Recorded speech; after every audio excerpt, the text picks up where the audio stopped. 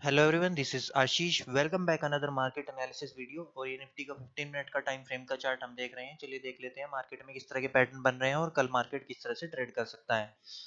देखो, सबसे पहले तो मार्केट गैप डाउन खुला था, लगभग 180 पॉइंट मार्केट गैप डाउन खुला। और गैप डाउन खुल करके देखो मार्केट ने कितना अच्छा स्ट्रॉन्ग बुलिश मोमेंटम दिखाया और वापसी में 200 पॉइंट का मोमेंटम करे उसी लेवल पे जो है क्लोजिंग दे दी जहां से मार्केट ने जो है फॉल किया था। ठीक है, तो अब भी मार्केट में एक स्ट्रॉन्ग साइन यहाँ पे है। निफ्टी की बात कर रहा हूँ, बैंक निफ्टी की नहीं, क्योंकि बैंक निफ्टी तो बहुत ही डाउन साइड में चल रहा है, बहुत ही बियरिश मार्केट वो चल रहा है। ठीक है, तो हम मार्केट के साथ ही चलेंगे। ठीक है, मार्केट के साथ फाइट नहीं करेंगे, क्योंकि अगर ये 50% से नीचे आना होता है इसको, तो ये यहाँ से रेजिस्टेंस लेकर के ये यहाँ से इस तरह से आता। ठीक है, लेकिन ये नहीं आया और इसने देखो यहाँ पे होल्ड किया। यहाँ पे 2-3 कैंडल सेलिंग की भी बनाई है, सेलिंग भी यहाँ पे आने की कोशिश की। देखो 2 कैंडल यहाँ पे आपको रेड कैंडल दिखाई दे रही है इस जोन पे। ये रेजिस्टेंस जोन था पूरा ये वाला। इस जोन पे देखो रेड कैंडल दिखाई भी दी, कोशिश भी की, लेकिन फिर एक बड़ी सी कैंडल के साथ इसने जो है इसको ब्रेकआउट किया और ब्रेकआउट करके फिर अप साइड में जो है मार्केट वो शिफ्ट होता रहा। तो ये एक साइन है हमारे पास, क्योंकि निफ्टी जब नीचे आना होगा तो ये तुरंत नीचे आता है। ठीक है, जो सेलिंग आती है वो हमेशा फास्ट आती है, वो धीरे धीरे नहीं आती है। ऊपर से आप देखो यहाँ पे एक आपको ट्रेंड लाइन दिखाई दे रही होगी, ये ट्रेंड लाइन चल रही है और बिल्कुल एग्जैक्टली इसने ट्रेंड लाइन के पास ही आकर के जो है वो क्लोजिंग दी है। और नीचे हमारे पास ये वाली एक ट्रेंड लाइन जो है वो चल रही है। अब इसने एक ये पीनट टाइप पैटर्न बनाया है, इसको पीनट पैटर्न बोलते हैं। ठीक है, जब स्क्वीज हो जाता है इस तरह से, यहाँ पे मार्केट इस तरह से और नीचे से इस तरह से, यहाँ से इस तरह से और नीचे से इस तरह से जब स्क्यूज होता है तो मार्केट यहाँ पे फिर होल्ड करता है। किसी भी साइड ब्रेकआउट या ब्रेकडाउन दे सकता है, डाउन साइड में भी दे सकता है और अप साइड में भी दे सकता है। ठीक है, इसका हम बता नहीं सकते कि ये किस साइड में जो है वो ब्रेकआउट या ब्रेकडाउन दे।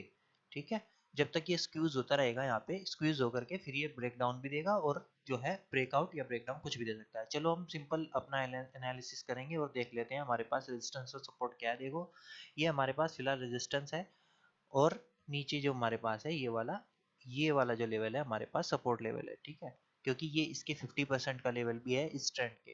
ठीक है, अगर देखो फ्लैट खुलेगा तो हम मार्केट के साथ चलेंगे, क्योंकि मार्केट जो है बाइंग मोमेंटम में जो है वो चल रहा है। ठीक है, हम मार्केट के साथ चलेंगे। यहाँ से अगर ब्रेकआउट देता है तो एकदम यहाँ से चलेंगे और पहला टारगेट हमारा ये वाला होगा 530 का जो मैं बता रहा था, और दूसरा टारगेट हमारा 600 का हो जाएगा, फिर ये वाला। ठीक है, क्योंकि अब जो कि यहाँ ट्रेंड लाइन जो आ रही है ये एकदम तुरंत इसको जो है ब्रेकआउट कर देगा। ठीक है, अगर मार्केट गैप खुल जाता है तो देखो ये वाला टारगेट यहाँ से यहाँ तक का निकल चुका होगा, जो इसको यहाँ पे मूव करना होगा।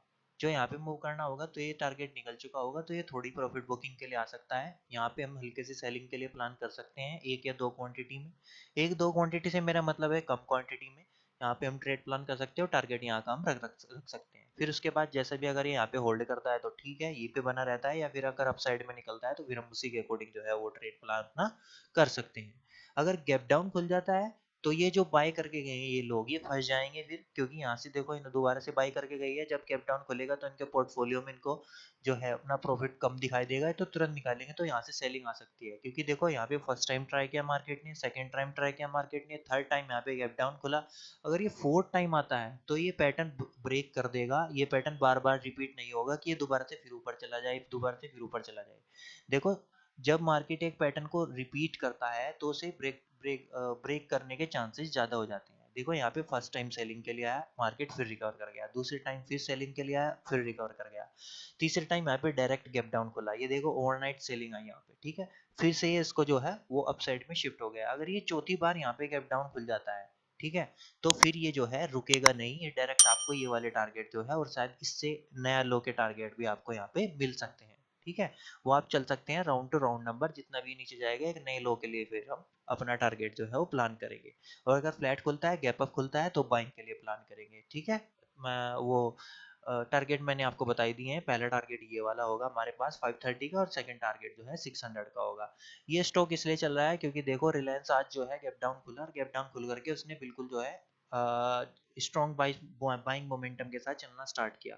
उसके बाद अगर टीसीएस देखेंगे, जो दूसरा सबसे मोस्ट वेटेज स्टॉक है निफ्टी में, वो भी देखो यहाँ पे गैप डाउन खुला था। ये टीसीएस का चार्ट है, यहाँ पे गैप डाउन खुला, दो कैंडल यहाँ पे जो है रेड बनाई, उसके बाद देखो ये फिर बुलिश मोमेंटम में रहा और पूरा दिन जो है अपने हायर लेवल पे आकर के क्लोजिंग दी। ऐसे ही रिलायंस का अगर आप देख सकते हैं, रिलायंस जो है यहाँ पे गैप डाउन ओपन हुआ था, गैप डाउन ओपन होकर के और देखो फिर यहाँ से इसने बॉटम से ही प्राइजेक्शन बनाते हुए अपसाइड में जो है वो क्लोजिंग दी। तो ये दो मोस्ट वेटेड स्टॉक हैं जो नंबर वन पे यहाँ पे फिलहाल ये है 10.285% के साथ, और दूसरा जो टीसीएस है वो 7.95% के साथ है। ठीक है, ये सबसे दो टॉप स्टॉक वेटेज स्टॉक है निफ्टी के। तो ये निफ्टी को जो है वो मूव करते हैं, निफ्टी उसी तरह चलता है जिस तरह से ये चलते हैं। ठीक है, अब चलिए बैंक निफ्टी में देख लेते हैं बैंक निफ्टी में किस तरह के पैटर्न बन रहे हैं।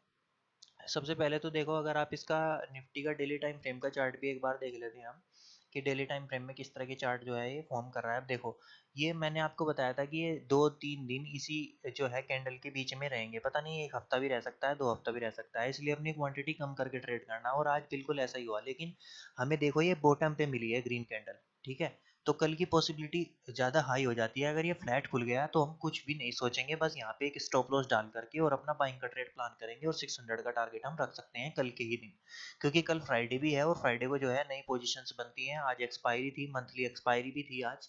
ठीक है, लास्ट एक्सपायरी। तो यहाँ पे अगर कल जो है नई पोजीशन अगर बनती है तो हमें उसमें थोड़ा सा फायदा मिल सकता है, और हम 600 तक अपना टारगेट जो है वो कल के दिन रख सकते हैं। और फिर अगर ये धीरे धीरे करके अपसाइड में शिफ्ट होगा तो एक नया हाई देखने के लिए भी हमें मिल सकता है। ठीक है, गैप डाउन मार्केट इसलिए खुल रहा है, या तो बजट का इम्पैक्ट हो सकता है, क्योंकि बजट जो है मार्केट ने अब अडोप्ट किया है, तो ये बाद में रिएक्ट करता है बजट का भी, उसके बजट के बाद भी रिएक्शन देता है मार्केट अपना। और अगर ग्लोबल सेंटीमेंट भी हो सकता है, कुछ भी हो सकता है, वो मैंने चेक नहीं किया है, लेकिन ये बजट का इम्पैक्ट ही है शायद अकॉर्डिंग टू मी, क्योंकि बाद तक जो है न्यूज़ अडॉप्ट करने के बाद मार्केट जो है वो मूव करता है। अब देखो, मार्केट ने यहाँ पे एक बैंक निफ्टी ने यहाँ पे एक पोज कैंडल बनाई है। ठीक है, ये पोज कैंडल है। जब तक यहाँ पे देखो या तो कोई प्राइजेक्शन इस तरह का ना बने डेली टाइम फ्रेम में, तब तक हम इसको बाइंग के लिए प्लान नहीं कर सकते। नहीं तो ये पोज कैंडल इस तरह से होगी, मार्केट सेलिंग के लिए आया, एक पुल बैक लिया, और फिर इस तरह से ये जो है ब्रेक डाउन इसको करके फिर डाउन साइड में जा सकता है। ठीक है, मार्केट इसी तरह चलता है। देखो यहाँ पे कम से कम 2 हफ्ते तक यहाँ पे मार्केट ने अपने आप को होल्ड किया, उसके बाद रेंज से बाहर निकल करके मार्केट ने सेलिंग आई, फिर पुल बैक आया, और फिर इस तरह से यहाँ पे मार्केट जो है दोबारा से मोमेंटम कर सकता है। ठीक है, चलिए 15 मिनट में देख लेते हैं इंटरडे में किस तरह से यहाँ पे मोमेंटम कर सकता है। देखो, मार्केट अभी यहाँ पे फुल सेलिंग मोड में है, ये सेलिंग सेंटीमेंट है, इसलिए क्या मार्केट क्या कर रहा है, प्रीवियस स्विंग के ऊपर अपनी क्लोजिंग जो है वो नहीं दे पा रहा है।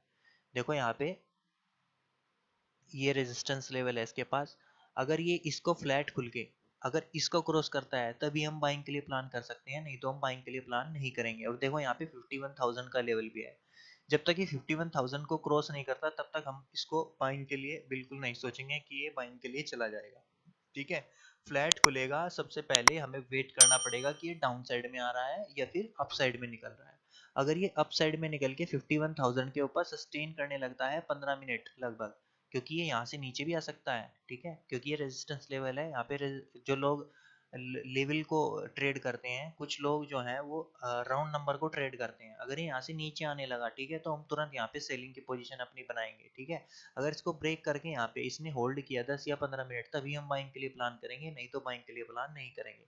ऊपर का टारगेट पहले 200 होगा हमारा टारगेट, और उसके बाद जो है हमारा टारगेट फिर जो है वो 400 का टारगेट होगा अपसाइड का। ठीक है, अगर यहाँ पे होल्ड कर जाता है 51,000 के ऊपर होल्ड कर जाता है तो। अगर गैप अप खुल जाता है, गैप अप खुलेगा तो फिर हमें देखो यहाँ से जो बाइंग आई है तो हमें थोड़ी सी प्रॉफिट बुकिंग देखने के लिए मिलेगी। यहाँ पे हम छोटी सी एक क्वांटिटी में प्लान कर सकते हैं प्रॉफिट बुकिंग के लिए, और उसके बाद अगर ये यहाँ से घूमता है तो फिर हम दोबारा जो है वो बाइंग के लिए प्लान करेंगे। अगर गैप डाउन खुलेगा तो फिर ये सेंटीमेंट जो है इसी तरह से चलता रहेगा, देखो ये पुल बैक और फिर इस तरह से। अगर गैप डाउन खुलेगा तो हम तुरंत सेलिंग के लिए प्लान करेंगे, कुछ भी ज़्यादा सोचने की ज़रूरत नहीं है, क्योंकि जो